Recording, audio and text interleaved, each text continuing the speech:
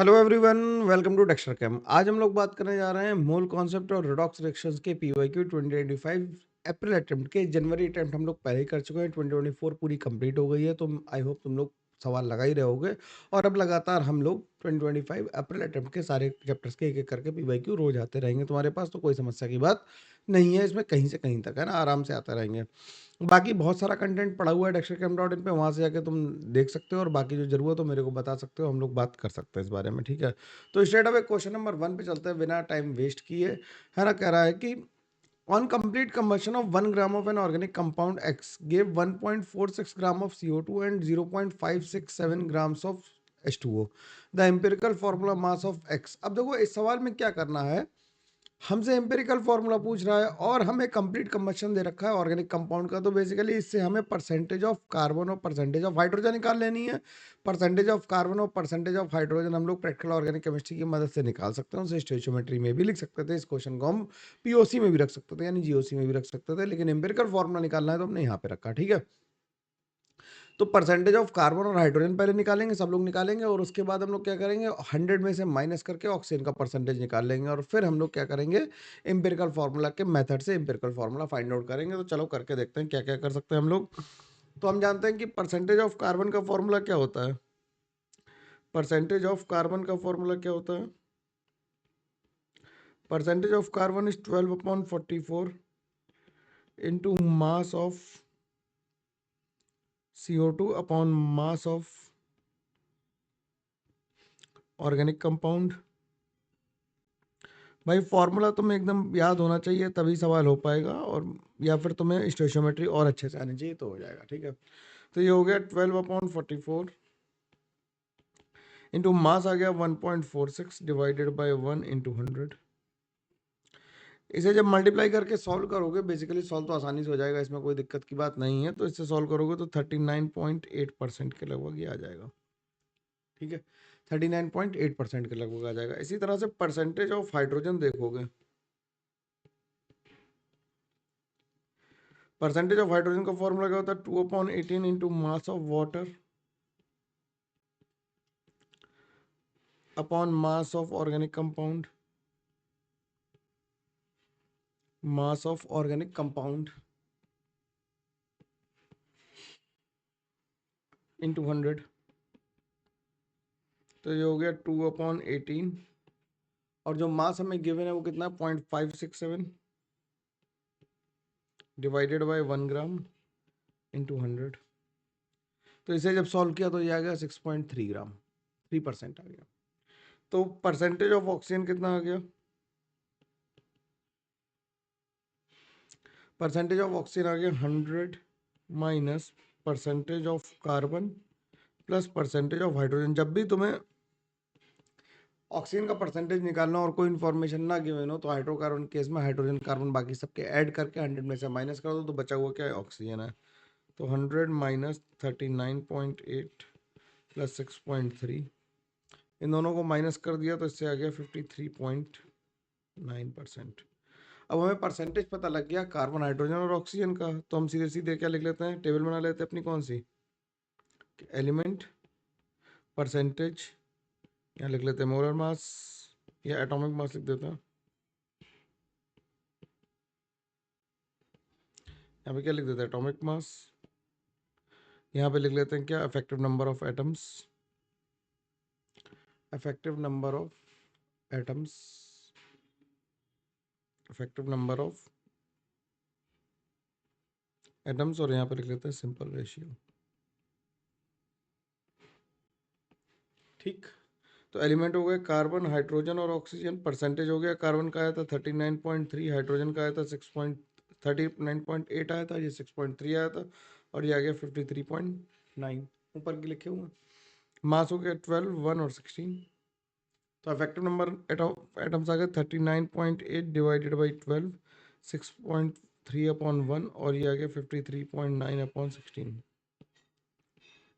तो ये आ गया 3.3, ये आ गया 6.3, और ये भी आ गया 3.3 के लगभग।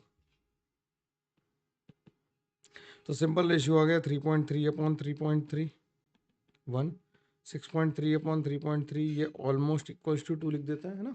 ऑलमोस्ट लिख दे, 6.6 में होगा मेरे को पता है, लेकिन ऑलमोस्ट 2 लिख देते, उससे आसानी हो जाएगी करने में सवाल को। 3.3 अपॉन 3.3 हो गया, तो ये भी 1 आ गया। ठीक, अब ये भी 1 आ गया, तो हमारा एम्पिरिकल फॉर्मूला क्या आ गया? एम्पिरिकल फॉर्मूला क्या आ गया? एम्पिरिकल फॉर्मूला आ गया CH2O। अब CH2O का एम्पिरिकल फॉर्मूला मास कितना आ गया? हमें निकालना क्या है? हमें एम्पिरिकल फॉर्मूला मास ही निकालना, तो एम्पिरिकल फॉर्मूला मास कितना आ गया? 12 + 2 + 16 यानी कि 30 आ गया। 30 कोई ऑप्शन में गिवन है क्या? देख लो जरा एक बारी। 30 अगर किसी ऑप्शन में गिवन है तो आंसर 30 है इसका, तो आंसर इसका 3 आ गया। आसानी से आ गया। सवाल को अच्छे से समझना है और ये फॉर्मूला हम लोगों को ध्यान रखना है, ये ध्यान रखना है और ये फॉर्मूला ध्यान रखना है। ठीक है, ये दोनों में ध्यान रखना है। मैं इसे अंदर लिख देता हूँ 100 को। ठीक है, ये दोनों ध्यान रखने, और 100 में से माइनस करके हाइड्रोजन का निकाल लेंगे, फिर सिंपल एम्पिरिकल फॉर्मूला मास हम लोगों ने कैलकुलेट कर लिया। आसानी से आ गया सवाल, कोई इसमें दिक्कत मुश्किल परेशानी नहीं हुई होगी। अगला सवाल क्या करा? अगला सवाल बिल्कुल नोट्स का करा हुआ सवाल है। अगर तुम्हें थोड़ा बहुत भी नोट्स स्टोइचियोमेट्री की अगर याद आ रहे हो, तुमने पढ़े हो, तो फिर ये आसानी से हो जाएगा। सवाल कह रहा है कि कैल्शियम कार्बोनेट और HCl को हीट ट्रीट कराया तो कैल्शियम क्लोराइड, CO2 और वाटर निकले। Consider the above reaction, what mass of CaCl2 will form if 250 ml of 0.76 molar HCl reacts with 1000 grams of calcium carbonate. ठीक है, तो मोलर मास ऑफ, तो हम क्या करें, पहले इसमें लिमिटिंग रीजन निकाल लें कौन लिमिटिंग है, और फिर उसके बाद हम देख लेंगे कितना CO2 निकला। सिंपल स्टोइचियोमेट्री की इक्वेशन है, कोई इसमें ज़्यादा परेशानी की बात तो है नहीं। ठीक, तो कैसे देखेंगे? तो पहले हम रिएक्शन लिख लेते हैं। CaCO3 + 2HCl gives CaCl2 + CO2 gas + H2O liquid. ठीक, तो मोल्स ऑफ CaCO3 कितने आ गए? मोल्स ऑफ CaCO3 हमें दिए 1000 अपॉन 100, मोलर मास हो गया तो 10 मोल्स आ गए। और मोल्स ऑफ HCl कितने आ गए? मोल्स ऑफ HCl जो आ गए वो आ गए 250 ml है, इंटू 10⁻³ कर दें और 0.76 कर दें। ठीक, तो 250 को हम क्या लिख सकते हैं? 250 को अगर हम लिखें तो इसे हम ऐसे लिखने 250 डिवाइडेड बाय 1000 इंटू 0.76, तो ये 1/4 आ गया। तो इसके जो मोल्स आ गए वो आ गए 0.19 मोल्स। ठीक, अब रिएक्शन में अगर पुट करोगे तो देखो जरा ध्यान से क्या होगा। रिएक्शन में पुट करने पे इसके तुम्हारे पास 10 मोल्स थे, इसके 0.19 मोल्स थे, तो लिमिटिंग ऑब्वियसली यही है, लिमिटिंग ऑब्वियसली यही है। तो इसमें लिमिटिंग कौन हो गया? जो कम है वो लिमिटिंग है। लिमिटिंग रेजेंट कौन हो गया? Limiting reagent is HCl। तो 2 मोल्स ऑफ HCl पूरा लिख दूं? बिल्कुल, मैं आराम से लगा रहा हूं, देखो ध्यान से। 2 moles of HCl will give you, हमें क्या निकालना है? CaCl2, 1 mole of CaCl2, 1 mole of CaCl2। ठीक, इसी तरह से अगर हम देखें तो कितना हो जाएंगे? 0.19 moles of HCl will 0.19 divided by 2 into, ये आ गए मोल्स, तो मास ऑफ CaCl2 कितना आ गया? 0.19 अपॉन 2 इंटू 111, तो इससे आ गया 0.095 इंटू 111, मल्टीप्लाई कर दो इससे तो 10.545 ग्राम्स आ जाएगा। ठीक, तो 10.545 ग्राम्स आंसर आया, तो आंसर लिख दिया।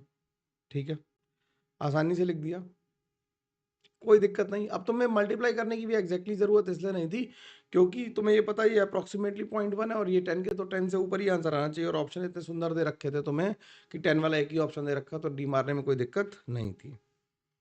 अगला क्या कर रहा है? अगला कह रहा है 0.1 mole of the following compound, following given antiviral compound P वेज कितना? अब इसका मोलर मास निकालना, तो मैं सिंपल, इससे बड़ा सवाल क्या ही आ सकता है, अब इसका मोलर मास निकाल लो। तो इसमें देखो ना जरा, मैं हाईलाइट करता जा रहा हूँ, ध्यान से देखना कि मैं अगर हाईलाइट करूँ तो आयोडीन हमारे पास एक है, हमारे पास एक आयोडीन है, और ऑक्सीजन हो गए 1 2 3 4 5 ऑक्सीजन हो गए, 5 ऑक्सीजन हो गए, और 1 2 नाइट्रोजन हो गए। ठीक, 2 नाइट्रोजन हो गए, और कार्बन कितने हो गए? 1 2 3 4 5 6 7 8 9 कार्बन हो गए। ठीक, 9 कार्बन हो गए। हाइड्रोजन बाद में गिन लेंगे, तो पहले क्या क्या है हमारे पास? एक हमारे पास आयोडीन, तो आयोडीन का मोलर मास 127। ठीक, हमारे पास एक फ्लोरीन है, तो फ्लोरीन का आ गया 19। ठीक, और हमारे पास ऑक्सीजन है 1 2 3 4 5 ऑक्सीजन है, तो 5 × 16। ठीक, 2 नाइट्रोजन है, तो 2 × 14 प्लस, और कुछ छूट रहा? कार्बन कितने हो गए थे हम लोगों ने? 1 2 3 4 5 6 7 8 9 कार्बन है, तो 9 × 12 प्लस, और क्या बचा? अब हाइड्रोजन काउंट कर लो बस। अब हाइड्रोजन काउंट करो तो कितने आए हाइड्रोजन, देखना जरा। मैं हाइड्रोजन इससे काउंट कर रहा हूँ, एक यहाँ पे एक लगा होगा, 2 यहाँ पे तो हाइड्रोजन है, यहाँ पे लगा होगा 3, एक यहाँ पे 4, एक यहाँ पे 5, एक यहाँ पे 6, 6 और 2 8 9 और एक 10, 10 हाइड्रोजन हो गए। मैं बना दूं क्या हाइड्रोजन? देखो, 2 हाइड्रोजन यहाँ पे हैं, एक ये हो गया, 2 3 4, एक यहाँ पे, एक यहाँ पे, एक यहाँ पे, और एक यहाँ पे, तो 10 हाइड्रोजन हो गए। टोटल सबको काउंट कर दो तो 372 आ जाएगा। ठीक, 372 इसका मोलर मास आ गया। ठीक, तो मास ऑफ 0.1 मोल कितना आया? 337.2 ग्राम से जाएगा, यानी कि 372 × 10⁻⁻1 ग्राम। तो बस मोलर मास निकालना था, आंसर आसानी से आ गया। आई होप समझ में आ रहा होगा आसानी से, इसमें तो कोई कैलकुलेशन ही थी, मैं थोड़ा सा यार तुमसे करवा के देख रहा हूँ और क्या ही कर रहा है ना। ठीक है, और यार चैनल को थोड़ा सा फिर से बाउंस बैक करने की टाइम आ गया, हम लोग कर रहे हैं, और धीरे धीरे तुम्हारे पास वो वन शॉट सीरीज भी हम लोग कंप्लीट कर रहे हैं। ठीक है ना? क्या कर रहा है? among 10⁻⁻9 grams of each of the following element, which one has the highest number of atoms? Atoms हमें जो दिए हुए हैं, तो हमें मोल्स निकालने होंगे। मोल्स इक्वल टू हो जाएगा given weight upon molar mass. ठीक, तो जिसका मोलर मास कम होगा उसमें नंबर ऑफ एटम्स ज्यादा होंगे, लिख दें लोअर द मोलर मास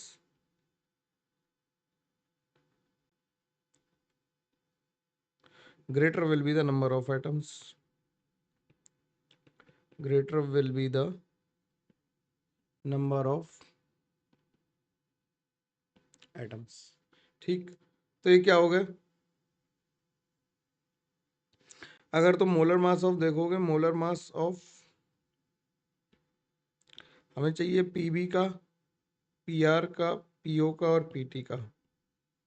ठीक, पीबी का है 207, पीआर का होता है 141, पीओ का होता है 209, और प्लेटिनम का है 195। तो सबसे कम किसका है? पीआर का, तो आंसर क्या हो जाएगा? 2। मोलर मास यार पता होना थोड़ा अजीब बात है, लेकिन फिर भी तुम अंदाजा ला सकते हो कि पीआर कहाँ पे आता है और उसके हिसाब से इसका मोलर मास क्या हो रहा होगा, अंदाजा लगाया जा सकता है ना। ठीक है, अगला देखते हैं। अगला क्या कह रहा है? Mass of magnesium required to produce 220 ml of hydrogen gas at STP with excess of HCl. तो ये भी एकदम सरल सवाल। अब एमजी की क्या करो? एमजी की रिएक्शन करा दो, किससे? एमजी की रिएक्शन करा दो एचसीएल से, तो MgCl2 बन जाएगा और हाइड्रोजन गैस निकलेगी। निकलेगी। अब क्या कह रहा है कि मास कितना में चाहिए हमें? हाइड्रोजन गैस कितनी चाहिए? Moles of hydrogen gas required, moles of hydrogen gas कितने आ गए? 220 एसटीपी पे है, तो क्या करें? 22,400 से डिवाइड कर दें, तो इतने मोल्स आ गए। अब जितने मोल्स हाइड्रोजन के चाहिए, क्योंकि ये तो एक्सेस में है, तो यही एलआर था, तो जितने मोल हाइड्रोजन के लगे उतने ही मोल्स ऑफ मैग्नीशियम लगेंगे, तो moles of magnesium will be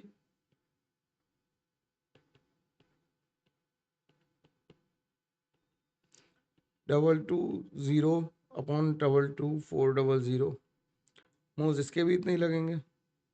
तो मास कितना लगेगा?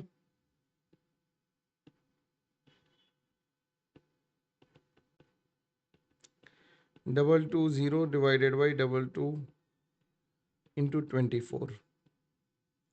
अब ये नंबर अगर तुम देखो तो ये 1 अपॉन कितना है, 2200 है, तो 22 में 100 का 100 है।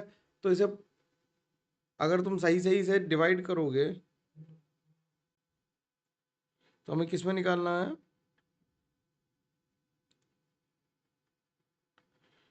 ठीक, तो ये से डिवाइड अगर हम कर दें, सही, तो इसे डिवाइड करो तो ये कितना आ जाएगा, 0.0098 आ जाएगा लगभग। 0.001 आना चाहिए था, 100 है। ठीक है, ठीक है ना, 10 है, 100 है, 100 है ये, तो इतने मोल्स आ गए और इंटू 24 कर दिया, तो इससे जो आ गए वो आ गए 2.2357 ग्राम्स आ गए।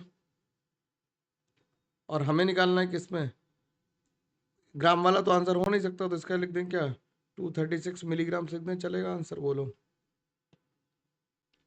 236 मिलीग्राम लिख देता है। ठीक है, अगला सवाल क्या कर रहा है?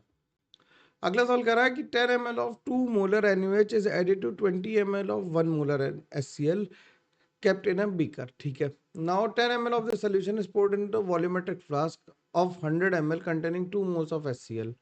Made the solution up to the marked distilled water. The solution in the flask is, अब देखो क्या कर रहा है कि जब 10 ml 2 मोलर NaOH लिए तो इसके मिली मोल्स ऑफ NaOH कितने आ गए, मिली मोल्स ऑफ NaOH आ गए कितने,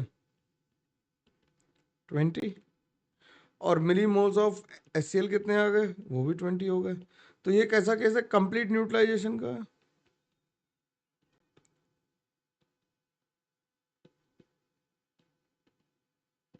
कंप्लीट न्यूट्रलाइजेशन का है। अब कह रहा है कि इसके 10 ml निकालने, तो उससे कोई फायदा नहीं, पानी निकाल लिया और 100 ml कर दिया गया। तो moles of HCl present in 100 ml कितने हैं, 2 मोल्स है। तो 1000 ml में कितने हो जाएंगे, 20 मोल्स हो जाएंगे। तो मोलैरिटी कितनी हो जाएगी, 1000 ml में कितने हो जाएंगे, 20 हो जाएंगे। तो मोलैरिटी कितनी आ गई, मोलैरिटी भी यही आ गई, 20 मोलर सोल्यूशन हो गया। तो मैं ट्रिक करने के था सवाल, ज़्यादा कोई था नहीं सवाल में, आसानी से बन जाना चाहिए था। ठीक, अगला सवाल देखें। अगला सवाल क्या कर रहा है, अगला कर रहा है KMnO4 act as an oxidising agent in acidic medium. ठीक है, X is the difference between the state of Mn plus in reactant and product. तो एसिडिक मीडियम में जब KMnO4 डिसोसिएट होता है, या MnO4 माइनस ही लिख लें अगर हम, एसिडिक मीडियम में जाता है तो हम क्या बनाते हैं, इससे Mn2 प्लस बनाते हैं। तो यहाँ +7 से कहाँ गया, +2 में गया, तो एन फैक्टर इसका कितना आ जाता है, 5 आ जाता है। ये हम लोगों ने याद किया हुआ है। तो x की वैल्यू आ गई 5। ठीक, y is the number of d electron present in the brown ring red precipitate formed at the end of the acetate ion test. अब एसिटेट आयन में जब हमने ब्राउन रेड प्रेसिपिटेट आया तो एसिटेट आयन में क्या आता है, फेरिक एसिटेट आता है। देखो यहाँ पे तुमसे सॉल्ट एनालिसिस भी पूछ ली, फेरिक एसिटेट आता तो इसमें Fe+3 होता है। Fe+3 26 एटॉमिक नंबर है, तो क्या लिखेंगे, 1s2 2s2 2p6 3s2 3p6 और 4s2 और 3d6 लिखते हैं। और अगर हम इसे +3 का लिखना चाहें, यहाँ पे +3 का लिख दो, Fe+3 का लिख दो, तो कौन कितने इलेक्ट्रॉन निकाल देंगे, यहाँ पे बचा हुआ Ar लिख दें यहाँ से यहाँ तक को, और इसे लिख दें 3d5।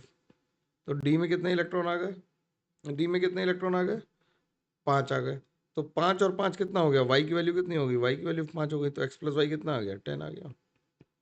ठीक है, तुमसे यहाँ पे सॉल्ट एनालिसिस भी पूछ ली बिना बताए तुम्हें, है ना। ठीक, तो ध्यान से देखना, इसे ऐसे मतलब ब्लंटली मत करना, बस मैं तो ये कह रहा हूँ। अगला सवाल क्या कह रहा है, अच्छा, तुम्हारे में थोड़ा कम दिख रहा है। अगला सवाल कह रहा है 20 ml of iodide solution give 4.74 grams of silver iodide when treated with excess of silver nitrate, the molarity of the iodide solution is. तो आयोडाइड सोल्यूशन में हमने मान लिया कि NaI रहा होगा, क्योंकि Na दे रखा हमें।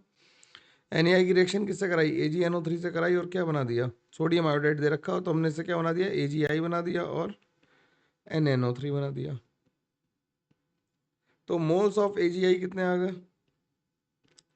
Moles of AgI will be equals two moles of NaI। तो ये आ गए कितने? 4.74 डिवाइडेड बाई 235।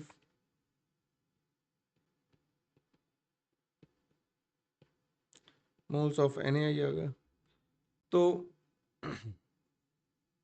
मोलैरिटी कितनी आ गई?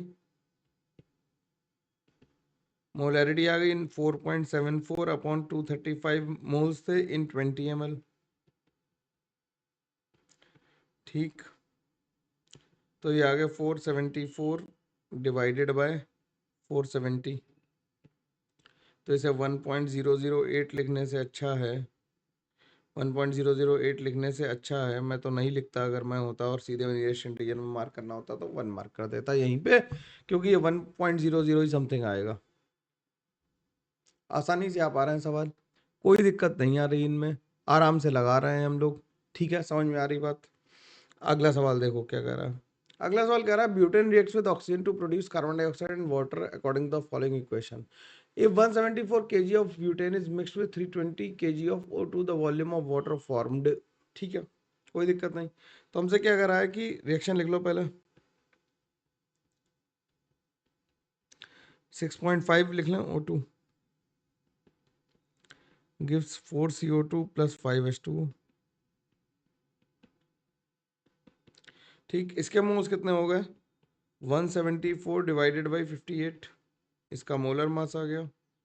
और इसके हो गए 30, कितने थे?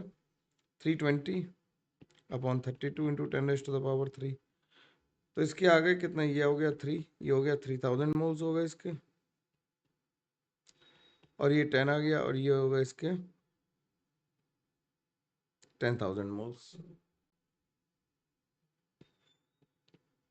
अब इसके एक मोल से कितने चाहिए? 6 चाहिए, तो 3 से कितने चाहिए होंगे? 18,000 चाहिए होंगे भाई। एक से 6.5 चाहिए, तो 3 से कितने चाहिए होंगे? 19.5, और हैं कितने? 1000। तो ये LR हो गया, ये LR हो गया। अब ये LR हो गया तो ये डिसाइड करेगा, तो 6.5 moles of O2 gives 5 moles of water। बोलो, 5 मोल्स ऑफ वाटर, तो 1000 मोल्स 10⁻⁴ मोल से कितनी बनेगी? 5/6.5 इंटू 10⁻⁴। तो ये आ गया कितना? ये आ गया 138,461.5 ग्राम्स, यानी कि इसे लिख दिया 138.46 इंटू 10⁻³ ग्राम्स। तो इसे लिख दिया 138.46 kg। तो आंसर लिख दिया 138, क्योंकि नियरेस्ट इंटीजर पे राउंड ऑफ करना है तो 138 लिख देता है। ठीक है, आसानी से हो पा रहा, कोई इसमें दिक्कत थोड़ी गणित तो लगानी पड़ेगी, कैलकुलेशन तो करनी पड़ेगी। अब स्टोइचोमेट्री में भी नहीं करोगे तो केमिकल बॉन्डिंग में करोगे, है कि नहीं? थोड़ी गणित तो लगाओगे ना यार, कि स्टोइचोमेट्री में तो गणित लगाओगे ना, केमिकल बॉन्डिंग थोड़ा लगाओगे जाके। कर रहा था amount of calcium oxide produced on heating 150 kg of limestone of 70% 75% purity. तो कैल्शियम कार्बोनेट को हीट किया, ये बिल्कुल कॉपी वाले ही एग्जाम्पल्स हैं, बस थोड़े इधर उधर होके आए, इन्हें हीट किया। ठीक, और कह रहा है ये 75% प्योर है, तो 150 kg का 75% निकाल दें यहीं पे, और ये इसका मोल्स आ गए। ये आ गए क्या? मोल्स ऑफ CaCO3 आ गए, बोलो। मोल्स ऑफ CaCO3 आ गए। अब ये कितने हो गए? ये 2 जीरो से ये 2 जीरो, ये जीरो से ये सब कट गए, तो ये आ गए 15 इंटू 75 मोल्स ऑफ CaCO3। तो हो गया 15×5 = 15×7 = 105, और 7 112 मोल्स ऑफ कैल्शियम कार्बोनेट आ गए। तो मोल्स ऑफ किसके, मोल्स ऑफ CaO कितने आ गए, तो मास कितना आ गया,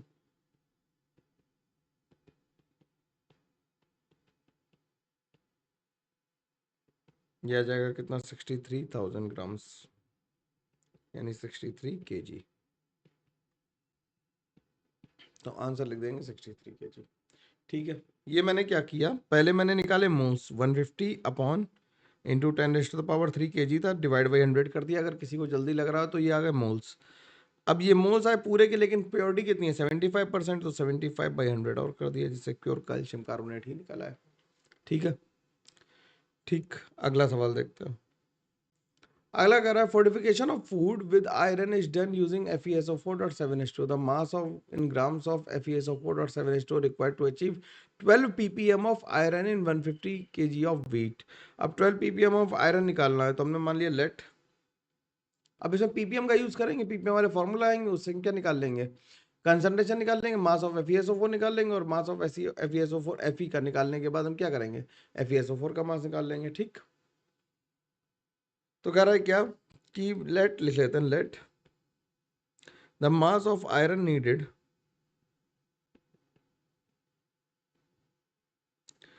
is W gram, mass of iron needed is W ग्राम।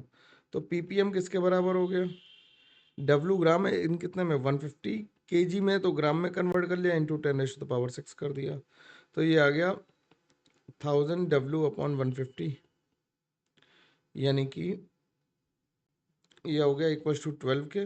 तो W की वैल्यू आ गई 12 इंटू 150 डिवाइडेड बाय 1000, इससे कैंसिल हो गया, ये हो गया 180, और 180 डिवाइड किया तो 1.8 ग्राम्स आ गया। ठीक, अब 1.8 ग्राम क्या आया, 1.8 ग्राम हमारे पास आयरन आया है, 1.8 ग्राम आयरन आया, ये बात समझ पा रहे हो। हमने ppm दिया हुआ है, हमें किसका, आयरन का दिया हुआ, ना कि FeSO4 का। तो 1.8 ग्राम हमारे पास आयरन आ गया, तो हम मान लेते हैं कि mass of FeSO4.7H2O taken is W prime gram.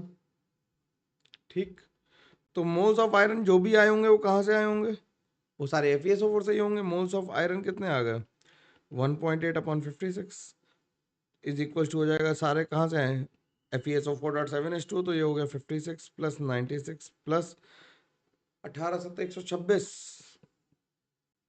ठीक, तो ये 1.8 upon 56 is equal to W prime हो गया 6 6 6 18 हो गया, 1 8 और 9 1 10 10 2 12 5 17 और 2।